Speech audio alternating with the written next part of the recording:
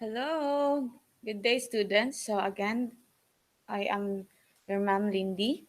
So I am going to continue the discussion on the browsing AutoCAD. So this is just a continuation of what Mambay had already discussed. No, so let's start.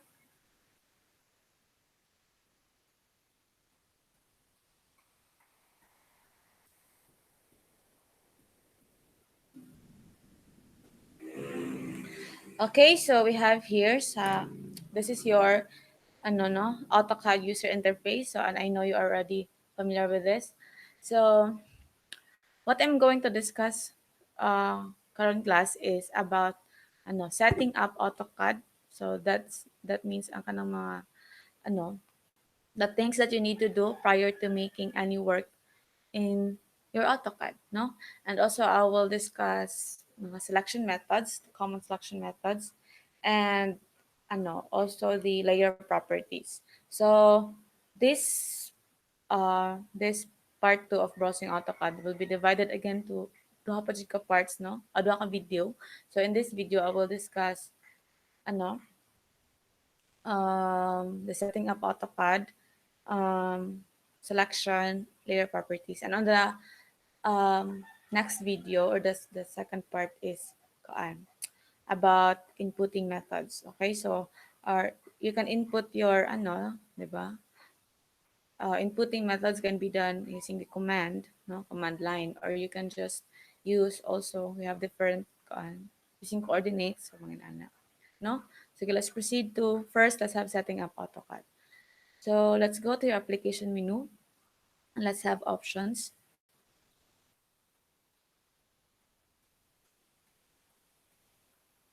Okay, so the profile class, as you can see, no, na sa profile na tab. So, ang purpose ni profile is such para makahimo kag imong own, no? Unique, unique sets of kanang mga that is very unique sa imo. So the purpose po ni profile is ang maayo ni makanindot ni profile. If you're going to make your own profile, you can bring your own profile from from let's say from wherever you go, no, like for example ni resign na ka sa kana nga example lang ha, you have ano you have accepted or you are hired sa other company, no, and ano their default setup there sa AutoCAD is you don't delete mo siya prefer, no, you don't like the default setup. So what you're going to do is imo lang import ang profile that you have saved maybe in your flash drive or in the Google Drive, no. So ayan na kayo sa profile. Pwede mo siya ma-import, pwede mo siya ma-export. So I will discuss this export import later on. So again, let's proceed to let's make our own profile. Let's click add to list. Let's make my own profile. So let's just have LJ and you can add description here. Like for example, kanang kuan tawag na multi-user mo no sa isa ka device or sa isa ka desktop. So you can make description here like if please sorry please notify me if if you made any changes. So something like that, no? So just click apply and close. There you have it, your profile. Okay? So let's just set this as our current. Okay, ato so set a current ha. So tama butang og any change. Just have set current. Okay. Okay, so nakaset na siya ang current profile. Let's go on to this kani nga mga tabs. Okay, sa files as is lang na siya. We don't make any changes there. Display. Okay, so I have here color scheme. So natay ito hakat kuan sa color scheme, you have dark and light. So mura na siya messenger class na ay night mode, di ba? So your dark is the night mode and your light di kuan kanang default color scheme sa messenger, something like that. So if dark imong pilion, so kani this is dark, kani this is the color scheme ang na dark. So ang imong show, ang imong menu tab, ang imong ribbon tab, so dark yang color. So let's say let's choose light para an what lang. Okay, and sa pa man ni. But for me class I prefer I prefer dark, no. And we also have here crosshair size. So as makabantay mo di ba na may kanang kuan diri. Pag naa mo sa workspace, so you will observe here kanang crosshair. So you can adjust the size of that. You can have as long as 100, di ba? So let's just choose 100, no? And let's click apply. Okay, if you made any changes, please don't forget to click subscribe. Charot. Without click subscribe. Sakto ba? Okay, so don't forget to click apply, no? And let's proceed to open and save. Okay, so as you can see, nilight na siya class once you have clicked apply. Tsaka man ang light class. Sure nung ano dyan, no? Let's go to open and save. So, asa na to class? Save as. Save as. Okay? Here, as you can see, ang akong kuan is AutoCAD 2010. If mag-save kag file class, ano, man siya, ang pwede mo siya ma-default niya. It will automatically save to a lower version, no? Nga naman, lower version not ipilian, ma'am. Okay, so the purpose of, choosing a lower version, kay for example, ang this is for, para safe lang siya, no? Like, ang imong tagaan sa file, ang iyang AutoCAD version is lower di ay. Nga, ang imo kay, sa may current lang. Ang imo kay 2020 or 2017, and ang imong tagaan nga, kanang, ang imong tagaan sa drawing file has a AutoCAD version, like for example sa ako 2016. Okay, so I will not be able to open your file, diba? Since it is saved in a higher version. So make sure you can here as your lower version lang. So for example, tagan mo mas do na example. Tulungan mo sa team, no? So ang mahitabo is like for example lang namo jud kuan class laptop nga dili kaya ang mga mga kanang latest versions. So kamo as a group you need to adjust that. Like for example lang imo sa ka-team kay yung version is 2016 then ang imo is 2017. So you need to make sure nga maka-open pud siya, no? So let's proceed to the automatic save. Ay, by the way, class, let's go back to the display lang ha. I just have to make kanang kuan lang. Okay, so here, so naka-default na siya, naka-mark ang display file tabs, so naka-check na ang display file tabs. So, if ever man good, if na may mga devices, no, nga wa na siya naka-mark. So, for me, it is a very important nga setting, no, kaya it will give me convenience, jud. So, you need to make sure that naka-check na yung display file tab. So, your file tabs, mo na siya, this is your file tabs during 1, during 2. Okay, so, mo-show na siya diri ang imong file tabs. So, if di ni siya imo i-mark class, wala na yung mga file tabs diri, then diri pa ka magkuan sa diri. No? Sige pa kag ang imong navigation from drawing file to drawing file is somehow hassle. Like for example, you are going to simultaneously open like 10 or more drawing files, di ba? So mas nindot og ngaran diri. Again, it's your preference, no? So let's just go back asa na ta? Open and save. Okay, so we have automatic save. Okay, so I think you already know what is automatic save nga kanabang. Okay, ang imong automatic save ang imong work in a 20 minutes interval. So, it is important, let's say, for example, you're doing large scale na drawings na, no?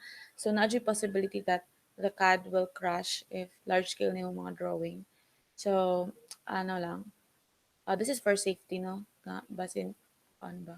At least, if you have if you have here automatic save for every 20 minutes, so whatever if ever mo crash ang CAD, so the 20 minutes ago ni mo nga work had already been saved, di ba? So here, okay, so okay na siya. Application menu, for example, kani number of recently used files. So if you're going to click, if you're example 9, no? So if you're going to click here application menu, kani siya. So if, as you observe na imong gawas da nga mga files, di ba? So it will show, since 9 man nakabutang diri, it will show 9 recent files that you have opened. Okay? So I think we have made some changes. So let's click apply. Okay, then let's go to plot and publish. Okay, so here, use as a default output device. So kung unsa ang printer, di ba? So or ang plotter.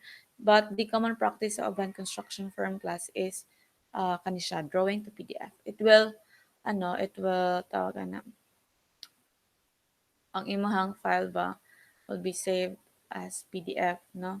So if you're going to print na, if you're going to if you're going to create a kanang kuan PDF copy sa imong drawing file. So this is common practice since again not all or majority of the construction firms don't have plotter or printer. So if naka PDF file na imong, the PDF file will be kanang murag, or the PDF copy will be will be given to mga printing press, no? So and here the default location for flat file operations. Okay, so this is just kung asa asa ma-automatically save ang imong PDF files. So for example here I have choose to place, again you can choose whatever location that you want. So as for me I have chose to place my files or my output here. So may academic files, okay, so kana siya cloud outputs. So ano siya. So let's just so many so na to. Okay, so for example kana, let's just select that one. Again you can choose whatever location that you want. So for me mana siya. Then let's have apply. Okay, so system. Okay, so this as is na siya class, user preference. So um I think as is po na siya, you can it will be discussed soon. By the way, need to make sure that since 'di ba we are we are in the Philippines, we are using metric system, no? So ang uban man gud ang naka-default nila is inches. Uban nga so inches. Ato lang ipilion is metric, no? So let's have millimeters. So source content unit millimeters, drawing units millimeters. Okay? So drafting. By the way, nanadiri ko sa lightweight settings you can So ang iyang default is 0.15. So okay rin na ako ang 0.15. And scale list, so you will see here mga scale. So let's choose metric DI. Okay, so here you will find the common mga scale, no? I have 1 is to 25, 1 is to 30, 1 is to 50, 1 is to 100.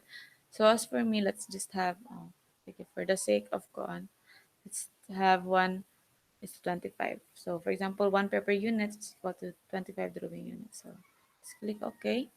And again, don't forget to subscribe. Charot. But don't forget to click apply. Drafting, okay, so okay rin siya diri class.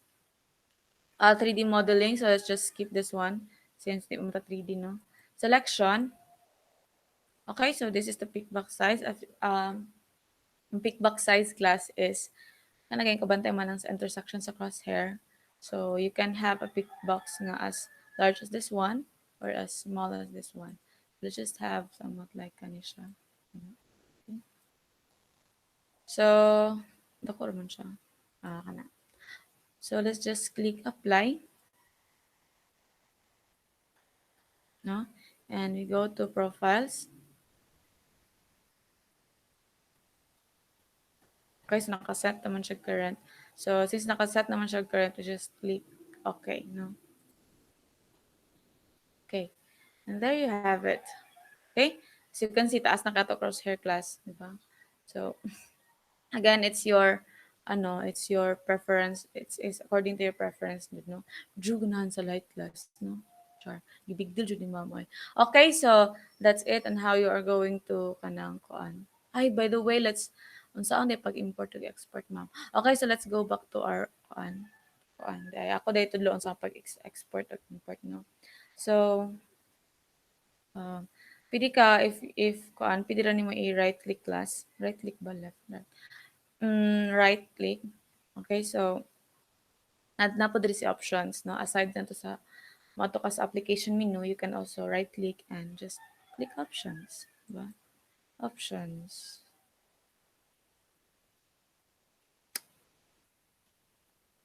Okay, so again, nakaselect na ni LJ Ando. So let's export this one. Okay, so that means ang kanina profile, pwede mo siya mabalhin from device to device, di ba? So, pwede mo siya ma-download sa Google, ma-upload sa Google Drive, or you can save in your flash drive, di ba? So, okay, so nasa diri. It will show kung asa ato location. So, ayahang file extension is ARG. So, let's just choose kuan. Ay, sorry. We have search.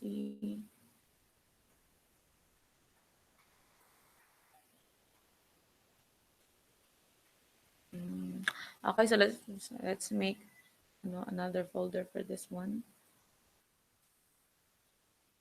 For the sake na lang, let's just ay dito lang mag other folder class. Ano sa man dyan, ma'am? Folder. So let's have profile settings. For example, say something.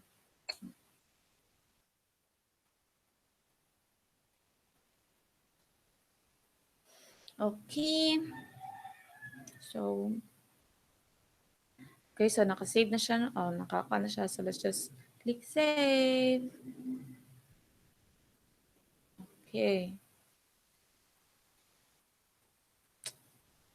Okay, so kana. Naka-export na to siya nga to. So, for example,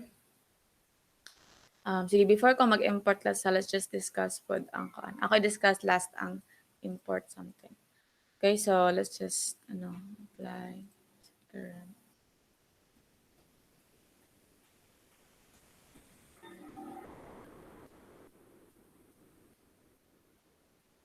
Okay, so naka-export na siya nga to, no? Let's proceed to selection.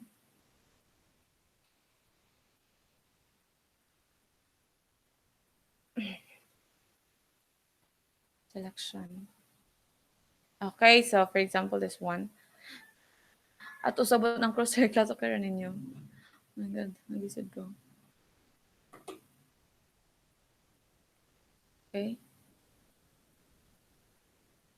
So,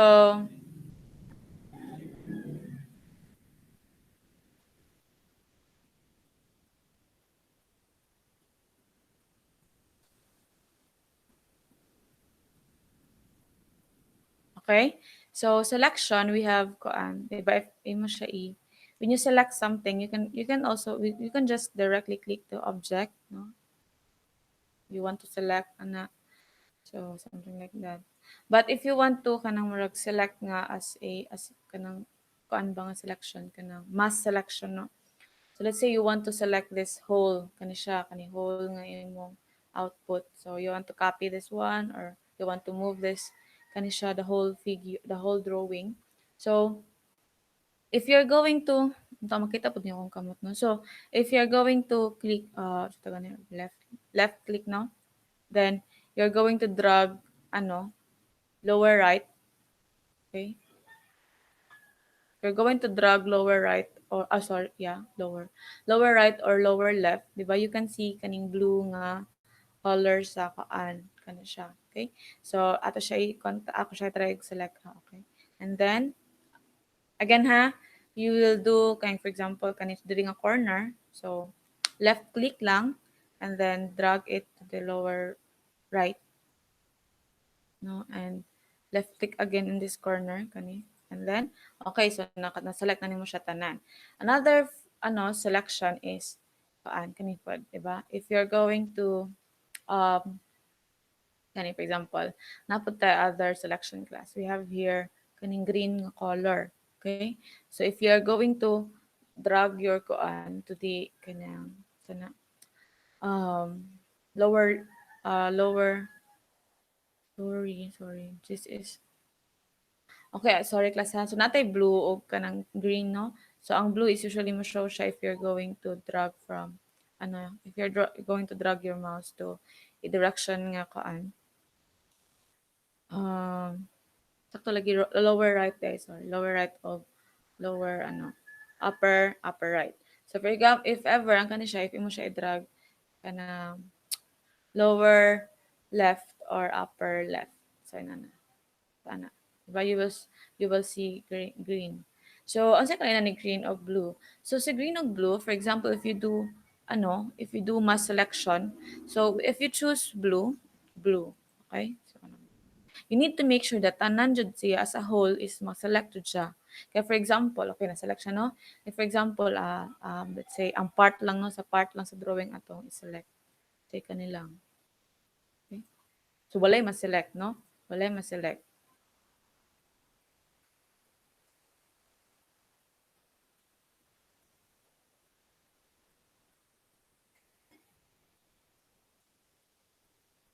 Okay? So, walay ma-select. Diba? Okay, if part lang sa figure, imong ikuan. But, if you're going to use green, let's say, kana. And let's just select part. Okay? Okay? So, once you have jud. Okay, so, though ang wala mo siya na-select as kani jud tibuok figure, but you have touched some parts of that figure, 'di ba? So automatically ma-select na siya, no? So for example, kani nga line ato na siya gusto i-select. Ato siya gusto i-delete, no? Ato siya i-erase. So actually pwede naman siya tawagan. Kaya na lang ato i-erase ang kaning guide tawagan ni another way of selecting is kanang polygon, window polygon. So just here in the command line, let's just input WP.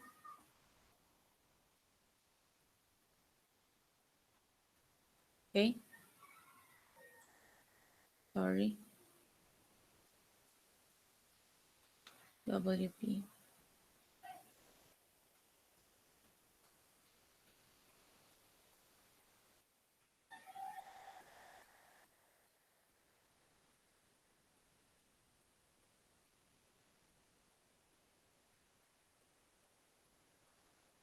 Like window polygon.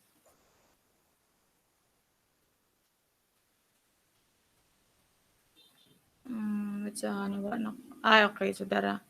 WP. We have here WP. Window polygon. Okay. So, sabal ka na. Okay, no? So, you can create a kanang polygon nga kanang sa pag-select. For example, ka na. Okay. So, one. No, no, no. Okay. So, you can also have that type of selection. And okay, so that's it for your selections class. So again, you can select ano, you can directly select, no, if you're going to click this, kana sa, or you can also do mass selection using kato siya. Again, kasabot naman sa kalainan ni blue ha, ni blue. If you're going to use kani siya nga blue selection, you need to make sure that you have selected the conjure. You have covered the whole figure, no? Sige, let's proceed to layer properties. So, ako yung saan. So, we have here layers, no? Nandun layers. Let's start with the layer properties. Kasi if mo na siya i-click, na ako diri duha ka. By the way, class, ang default jud sa if wa pa ka nagkimog layers, no? Kay mo na yan default. Okay. So, kana ra makita. So, ang purpose sa layer class is para ba mag-group nimo ang kanang, for example, na if you're going to do a work jud no from scratch, di ba? You somehow maghimo jud kag mga guidelines, mga dimensions. So for example, ang guidelines na siya kaugalingon niya nga settings, na siya kaugalingon niya nga properties. Ang imuhang main drawing na pud siya kaugalingon nga properties. Let's say ang imong dimension line na pud siya kaugalingon nga na siya unique nga line weight, na siya unique nga color, di ba? So mo na siya ang kuan sa imong layers, okay? For example, na ako gihimo diri how to add layer, okay? So you can add layer by just right click lang, and then you will find here, so naa ka diri new layer, set current. Okay, so you can click when you click set current, so this will be the current nga layer nga i-follow sa imong mga sunod nga drawings. Diba? New layer, you can rename layer, delete layer, whatever. So if you want to click can have new layer. So let's say sorry, dim lines or your dimension lines. This will be the property nga i-follow sa imong ano, dimension lines. Okay? Dimension lines. Okay. So when you set a koan, so for example, this one, let's have this property. Tagsaon na nato niya class. So let's just, how to remove. So again, you can just, sorry, loading siya.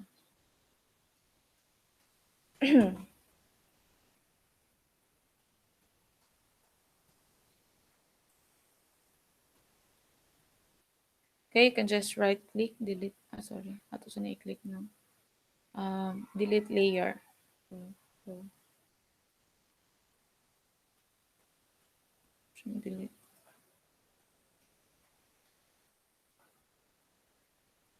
Okay, pag sure. Yan ako sa,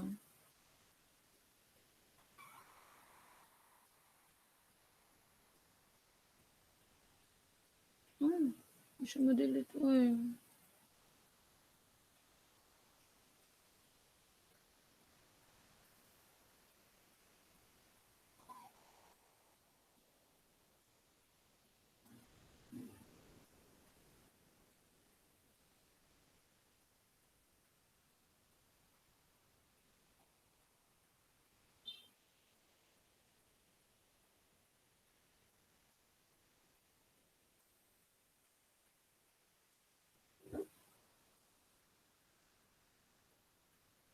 Okay? Nag-loading na dito siya class. So, mo to siya, you can delete, blah, blah, blah, delete layer. So, ay nako, nag-loading na ni siya kung ano. Okay, sige, tagsaan na nato. So, for example, this one, this is kaan, kanang, so tawag na. Okay, so if you have kaan this kaning figure, no, so, kaning layer 0, so I made this circle using layer 0, and I made this, let's say, guidelines, no, using layer guidelines. Kani siyang cyan nga lines. Cyan by color ani. Okay, so if you're going to you can turn on or off your your layer. Like for example, if you're going to off this one, okay? So as you can see, ato pagamin nato contrast na para makita ko. Um, okay. As you can see, nawala si sa tawag na class, nawala si circle. Okay? So pwede mo siya ma-turn off, on or off. Okay? Okay, you can also do freeze. That mo na mahitabo sa freeze. And we have here lock. Okay, so if you're going to if imo siya i-click si lock, automatic di nakaka-change ano ni dili automatic no. That means di na siya ma-edit, di siya ma-move, di siya ma-copy, dili siya di siya ma-select, no? So lock din siya. You cannot make any changes here if lock nimo ang layer. Okay, so let's just unlock that one. Color, okay? So you can change the color again. It depends on your class preference. So I just okay, you can have it kind of pink burning a color, okay? So whatever you want. And also here the line type. Okay? So as per this, ang naka-load lang if nakabantay mo duha lang ang line type, no? But there are so many line types, you can just have here sa click sa load. Then you can choose whatever line type that diri. Okay, so for example, mas mo pilihan diri class. Walang, ato lang isuway, ato lang, if ako lang ipakita on how to load line type. So let's just select this one, okay, and okay. So automatic, ang kato yung napili nga type will be loaded here. So as is lang atong continuous ha. So let's just use that one. Line weight, okay? So ang imong naka-default nga line weight, di ba? Sa to na to. Katong sa imong profile, di ba? If nakanundom ka, that is 0.15 mm. So you just have to you can either use the default or you can choose here sa other nga line types. Okay? So maybe let's have it as 0. Kana lang okay default. Okay. Transparency. So you can also customize the transparency of your let's say common siya no, layer 0. So let's ato siya yung 50 siguro, 50% transparency. Okay, so as you can see, mara siya ni transparent, di ba? So Di man ko, I don't know sa ko ano, di kaya ko siya ma-apply. But again, that's the lang siya zero value class. Okay? And mara man siyang importante class. So, I think that's it. Okay, so muna siya ang sa layer properties. And here, di ba, muna siya, for example, whatever ang nakabutang diri nga layer, that will be set as your current layer. Okay? So, for example, ang nakaset nga layer kay guidelines man. So, kung unsa ang mga imong mga trabaho diri, it will be under the layer nga guidelines. So, for example, let's have L. L.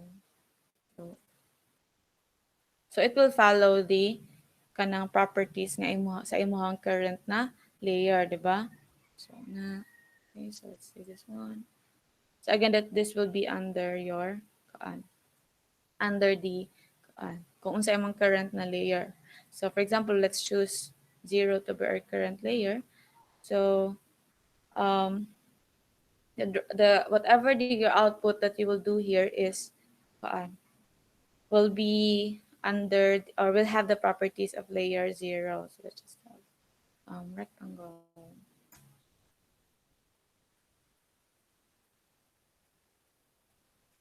Okay. Okay, di ba? So as you can see, ang iyang property is.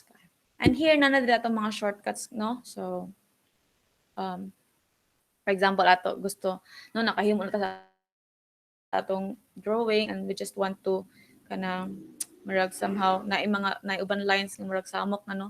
So para let's say ato i-off si guidelines. So make sure that you have select guidelines here. So you can just turn it off. Okay, so for example that one.